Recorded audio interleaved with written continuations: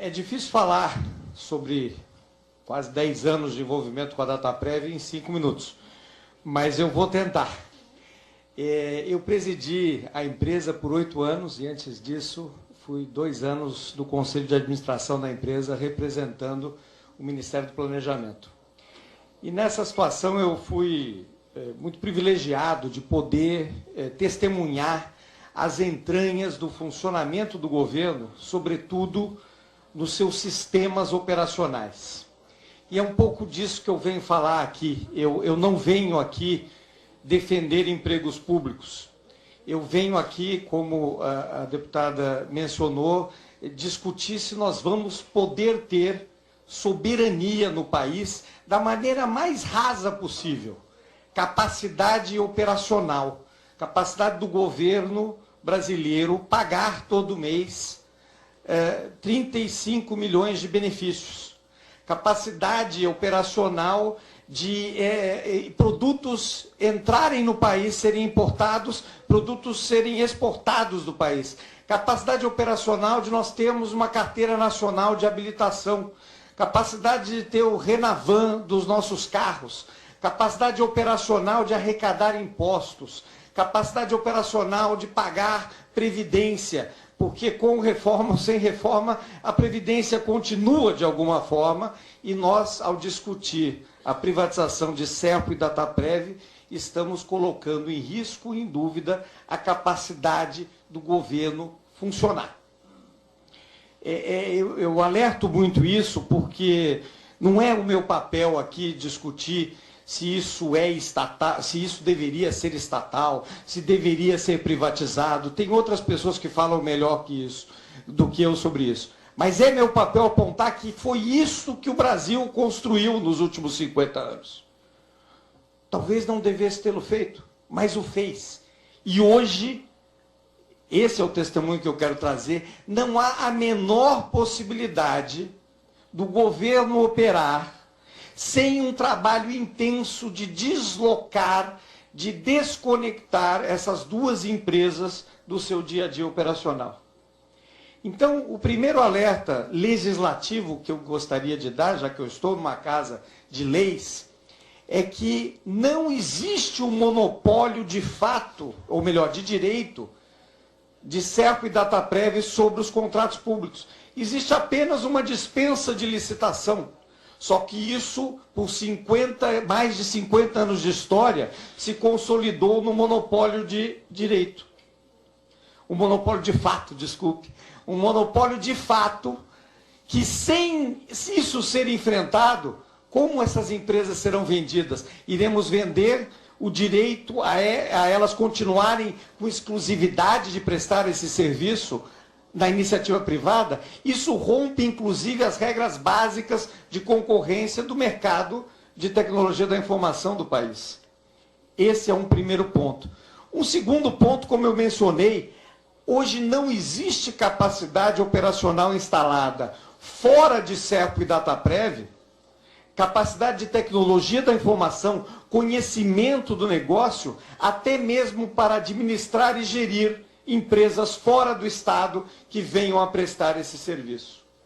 Então, estamos falando, de fato, de ameaça à capacidade operacional, ameaça à capacidade de gestão e controle sobre esses processos e, sobretudo, chego ao final para dizer, ameaça a uma infinidade Rodrigo, de dados. Pois não.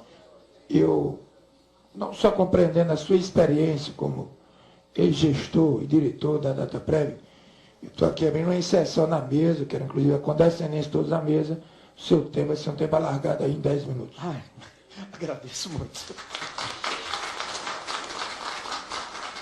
Isso me deixa um pouco mais calmo, que eu estava engatando uma sexta marcha aqui. Então, eu gostaria de falar sobre os nossos dados. Esses nossos dados que estão lá, só na Dataprev, nós estamos falando de dados de mais de 90 milhões de pessoas. A história da vida laboral de todos nós, e mesmo dos nossos antepassados, porque pensões são formadas a partir da história laboral dos nossos pais, das nossas mães. Esse encadeamento, essa verdadeira infraestrutura nacional de dados, são os tesouros que Serpro e Dataprev foram constituídos para guardar. E, além de guardar, gerir e administrar. Todos aqui certamente já ouviram que no século XXI, o novo petróleo, a nova riqueza são os dados. Ameaças aos dados públicos ameaçaram a maior democracia do mundo com os resultados que todos conhecemos. Ameaçaram a situação da Inglaterra em relação à Europa. Processos de manipulação de dados ameaçaram as nossas eleições e a nossa democracia. Tudo isso ser colocado também sem uma discussão legislativa, porque não há legislação que permita, pela iniciativa privada, a exploração desses dados que estão sob a guarda pública. Mal há uma nova legislação que disciplina a forma como o próprio Estado tem de administrar esses dados. A nova Lei Geral de Proteção de Dados apenas entrará em vigor em agosto do ano que vem, na sua totalidade das suas consequências. Então, tudo isso é extremamente grave. E eu estou falando não apenas de coisas teóricas. Eu gostaria de citar 2 exemplos para encerrar. Não é a primeira vez que o Brasil vende uma estatal estratégica de tecnologia da informação. Em 1999, nós vendemos a Datamec. As consequências disso afetam a Caixa Econômica Federal até hoje. Mas não afetam mais o Ministério do Trabalho, não afetam mais o CAGED, não afetam mais o seguro-desemprego. Sabe por quê? Porque em 2004, 5 anos depois da privatização da Datamec, o Ministério Público Federal declarou que havia fundado receio de grave lesão ao patrimônio público, à ordem social e econômica decorrente da iminência da interrupção na prestação de serviço público essencial. Porque a Datamec ameaçava o Ministério do Trabalho com preços crescentes e impagáveis. A solução, a Dataprev foi chamada como interveniente estatal para aqui na Paraíba, inclusive capitaneado por algumas pessoas que estão aqui nessa sala hoje, resolveram essa situação e trouxeram de volta os dados do seguro-desemprego, os dados do CAGED, de volta ao controle estatal por meio da Dataprev. Então, nós já fizemos essa bobagem e precisamos aprender com a história. E agora, para encerrar, deputado, relato uma reunião estratégica que tive com a presidente de uma estatal, de uma multinacional, a maior multinacional do mundo na área de TI. Nós íamos partilhar uma receita sobre um serviço a ser prestado pela Presidência da República, uma decisão, portanto, tomada pela mais alta autoridade do país. E aí discutimos, dividimos as tarefas e íamos dividir também as receitas. Mas o contrato era com a Dataprev, que aí fazia uma parceria com essa multinacional. E aí eu falei, olha, de vez em quando o nosso cliente, o governo, que sempre paga, de vez em quando ele atrasa. E aí nós temos que ter paciência, aguentar e continuar prestando serviço público, porque isso é um serviço de Estado. A pessoa do outro lado da mesa me falou, então aqui, quando o cliente não paga, a gente interrompe o serviço.